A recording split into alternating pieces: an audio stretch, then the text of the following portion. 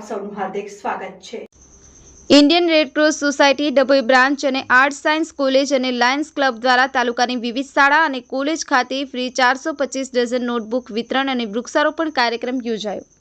Indian red cross society Dabhoi branch lions club of Dabhoi અને વડોદરા જિલ્લા કેળવણી મંડળ સંચાલિત Shri CNPF arts and science college Dabhoi NSS વિભાગ દ્વારા Indian red cross society Dabhoi બ્રાન્ચના chairman lion doctor BJ Brahmbhatt અને મંત્રી શ્રી લાયન પ્રોફેસર અશોક બારિયા, સક્રિય મેમ્બર્સ લાયન બંકિમ પુરોહિતના માર્ગદર્શન હેઠળ તેમજ તમામ સભાસદના સક્રિય સહયોગથી સેવાકીય પ્રવૃત્તિઓના ભાગરૂપે જરૂરિયાતમંદ વિદ્યાર્થીઓને ફ્રી અને અન્ય વિદ્યાર્થીઓને રાહત દરે 425 ડઝન 5100 નોટબુક વિતરણ અને વૃક્ષારોપણ કાર્યક્રમ રાખવામાં આવેલ હતો।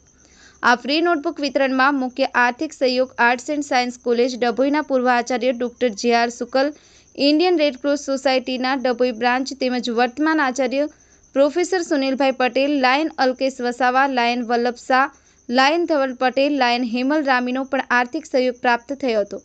આ કાર્યક્રમમાં NSS વિભાગ, આર્ટ્સ એન્ડ સાયન્સ કોલેજના પ્રોગ્રામ ઓફિસર અને સ્વયંસેવકો તેમજ Lions club Dabhoi, Indian red cross society Dabhoi બ્રાન્ચના સભાસદોનો સક્રિય સહયોગ પ્રાપ્ત થયો હતો।